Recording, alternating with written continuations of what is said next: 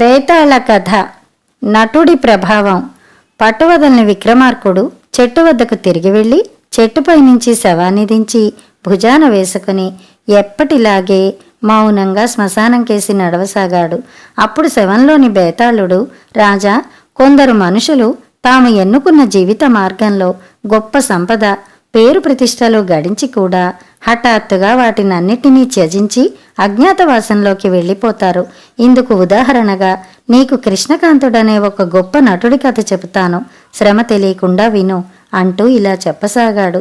పుష్పక దేశానికి రాజైన పుష్పనందుడు ప్రజాకంటకంగా రాజ్యపాలన చేశాడు. అప్పుడు గజేంద్రుడనే యువకుడు ప్రజలనందర్నీ కూడగట్టుకుని పుష్పనందుణ్ణి రాజ్యభ్రష్టుణ్ణి చేశాడు. పుష్పక దేశాన్ని ఇప్పుడు గజేంద్రుడి సంతతి వాళ్ళు ఏలుతున్నారు. గజేంద్రుని గురించి ఎందరో కవులు కథలు, కావ్యాలు రాశారు. పుష్పక దేశంలో కృష్ణకాంతుడనే గొప్ప నటుడు ఉండేవాడు. అతన్ని గజేంద్రుడి అద్భుత సాహస గాథ ఆకర్షించింది. అతడు స్వయంగా ఒక నాటకం రాసి కొంతమంది యువకులకు శిక్షణ ఇచ్చి ఊరూరా తిరిగి ప్రదర్శనలివ్వసాగాడు. గజేంద్రుడి పాత్రను అతడే ధరించేవాడు. ఆ నాటక ప్రదర్శనలను జనం విరగబడి చూసేవారు. కృష్ణకాంతుడి కారణంగా ఆనాటి గజేంద్రుడి శౌర్య ప్రతాపాలను, దేశభక్తిని, త్యాగశీలతను తెలుసుకోగలిగామని ప్రజలు అనుకునేవారు. కృష్ణకాంతుడిని గురించి అప్పటి పుష్పక దేశపు రాజు నరేంద్రుడికి తెలిసింది. ఆయన అతన్ని తన ఆస్థానానికి పిలిపించి నాటక ప్రదర్శన చూసి చాలా సంతోషించాడు. కృష్ణకాంతుడికి ఘనమైన కానుకలు ఇవ్వడమే కాక రాజు అతన్ని తన ఆస్థాన ముఖ్య నటుడుగా నియమించాడు. కృష్ణకాంతుడు రాజస్థానంలో ఉంటున్న సంవత్సరంలో 6 నెలల పాటు దేశాటన చేస్తూ నాటక ప్రదర్శనలు ఇస్తుండేవాడు. కృష్ణకాంతుడు ఒక గ్రామంలో ప్రదర్శన ఇచ్చాడు. అది అయిపోయాక ఒక యువతి అతన్ని చూడవచ్చి పక్కనే ఉన్న మరొక యువతిని చూపిస్తూ, నీ నటన అద్భుతం, నిన్ను నా చెల్లెలు వివాహం ఆడాలనుకుంటున్నది. రేపు నువ్వొక్కడవే మా ఊరు వచ్చి మా తల్లిదండ్రులతో మాట్లాడవలసిందిగా కోరుతున్నాను అన్నది. ఆమె తన ఊరు పేరు, తల్లిదండ్రుల పేర్లు చెప్పి తన చెల్లెలి పేరు మాలతి అని తెలియపరిచింది. మాలతి అత్యంత సౌందర్యవతి కావడంతో కృష్ణకాంతుడు ఈ ఆహ్వానానికి చాలా సంతోషించాడు. మర్నాడు మాలతి వాళ్ళ ఊరు బయలుదేరాడు. అది ఒక అడవి దారి. కృష్ణకాంతుడి నాటకం చూడవచ్చిన వాళ్ళు చాలామంది ఈ ప్రయాణంలో వెంట ఉన్నారు. మాలతి తల్లిదండ్రులు కృష్ణకాంతుడిని ఎంతగానో ఆదరించి, నువ్వు అల్లుడు కావడం మాకిష్టమే, కానీ నువ్వు నాటకాలు మానేసి మా ఇంటనే ఉండిపోవాలి అన్నారు. మాలతి తల్లిదండ్రులు గొప్ప ఆస్తిపరులు. వాళ్లకు వ్యవసాయంతో పాటు కొన్ని వర్తక వ్యాపారాలు కూడా ఉన్నాయి. అల్లుడు ఇంటి పట్టున ఉండి పనులు చూసుకోవాలని వాళ్ళ ఆలోచన. కృష్ణకాంతుడు మాలతిని, నేను ప్రఖ్యాతిగాంచిన నటుణ్ణి, నా కళను వృధాగా పోనివ్వటం ఇష్టం లేదు. నీ తల్లిదండ్రులకు నేను నాటకాలు ఆడడం ఇష్టం లేదు. మరి నీ అభిప్రాయం ఏమిటి అని అడిగాడు. కృష్ణకాంతుడు నాటకాలు ఆడడం తనకు ఇష్టం లేదని మాలతి చెప్పింది. వారం రోజుల తర్వాత మళ్లీ వస్తానని కృష్ణకాంతుడు తిరుగు ప్రయాణం అయ్యాడు.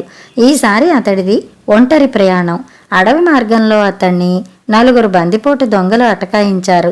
కృష్ణకాంతుడు మేలైన జరీ వస్త్రాలు ధరించి ఉన్నాడు. చేతికి బంగారు మురుగులున్నాయి. మెడలో పులిగోరు పతకం ఉంది. దొంగలను చూస్తూనే అతడు గుటకలు మింగసాగాడు. త్వరగా ఆ గొలుసు, మురుగులు, ఉంగరాలు ఇచ్చేయి, ఒంటిమీది జరీ బట్టలు కూడా అంటూ దొంగలు చురకత్తులు ఎత్తారు. ఆ సమయంలో అక్కడికి హఠాత్తుగా ఒక యువకుడు వచ్చాడు. అతడి చేతిలో ఎలాంటి ఆయుధమూ లేదు. అతడు జబ్బచరిచి దొంగలను అటకాయించాడు. కృష్ణకాంతుడికి అతన్ని ఏనాడు చూసిన గుర్తులేదు. 4 దొంగలు యువకుడు కలబడ్డారు. యువకుడు నేర్పుగా సుశిక్షితుడైన మల్లుడిలా పోరాడుతూ ఒక దొంగ నుంచి కత్తి లాక్కున్నాడు. ఇది చూసి దొంగలు భయకంపితులై అక్కడి నుంచి పారిపోయారు. ఎవరు నువ్వు? సమయానికి దేవుడిలా వచ్చి రక్షించావు అన్నాడు కృష్ణకాంతుడు. నా పేరు ఏకాగ్రుడు. నా శక్తి కొద్దీ అన్యాయాలను, అక్రమాలను అరికట్టడం లక్ష్యంగా పెట్టుకున్నాను అన్నాడు యువకుడు. సమయానికి ఇక్కడికి ఎలా వచ్చావు అని అడిగాడు కృష్ణకాంతుడు. పక్క గ్రామంలో మహానటుడు కృష్ణకాంతుడున్నాడని తెలిసింది. ఆయన దర్శనం కోసం ఎంతో కాలంగా ప్రయత్నిస్తున్నాను అన్నాడు ఏకాగ్రుడు. తనే కృష్ణకాంతుడినని చెప్పాలనుకున్నా కొంచెంసేపు యువకుణ్ణి ఆట పట్టిద్దామనుకుని ఆ నాటకాల వాడితో నీకేం పని అని అడిగాడు కృష్ణకాంతుడు. ఆయన నాటకాలవాడు కాదు, అవతార పురుషుడు. గజేంద్రుడి వేషంలో ఆయన్ని చూశాను. అప్పుడు నాలో కలిగిన వీరావేశం అంతా ఇంతా కాదు. నేను గజేంద్రుడిలా పీడిత ప్రజలకు సాయం చేయాలని దీక్ష పూనాను. కృష్ణకాంతుణ్ణి కలుసుకుని నాలాగా మరెందరో యువకుల్ని ప్రభావితుల్ని చేసేందుకు తన నాటకాలను ఇంకా విరివిగా ఆడమని కోరదలిచాను అన్నాడు ఏకాగ్రుడు. నువ్వాయన నాటకం చూశావు కదా, అప్పుడే ఎందుకు కలుసుకోలేదు అని అడిగాడు కృష్ణకాంతుడు. ముందు నేను గజేంద్రుడిలా తయారవ్వాలనిపించింది. ఇప్పుడు నేను చేసే సాహస కార్యాలను ఎందరో ప్రశంసిస్తుంటే దీనికంతకు కారణమైన ఆ మహానుభావుణ్ణి కలుసుకోవాలని తోచింది. అందుకే వెడుతున్నాను అన్నాడు ఏకాగ్రుడు. కృష్ణకాంతుడి ముఖం పాలిపోయింది. అతడు తడబడే మాటలతో, నేను కృష్ణకాంతుడిని కలుసుకోవడం కోసమే ఆ గ్రామం వెళ్ళాను. ఆయన అక్కడ లేడు, రాజధానికి వెళ్ళిపోయాడు అని ఏకాగ్రుడికి చెప్పి మాలతి గ్రామం చేరి ఆమెతో నీకోసం నాటకాలాడడం మానివేయదలుచుకున్నాను అని చెప్పాడు. బేతాళుడు ఈ కథ చెప్పి, రాజా, కృష్ణకాంతుడు అంత త్వరగా మనసు మార్చుకుని మాలతితో వివాహానికి ఎందుకు ఒప్పుకున్నాడు? అతడికి నాటకాలంటే మొహం మొత్తిందా? కీర్తి ప్రతిష్టల వల్ల చులకన భావం ఏర్పడిందా? ఈ సందేహానికి సమాధానం తెలిసి కూడా చెప్పకపోయావో నీ తల బద్దలవుతుంది అన్నాడు.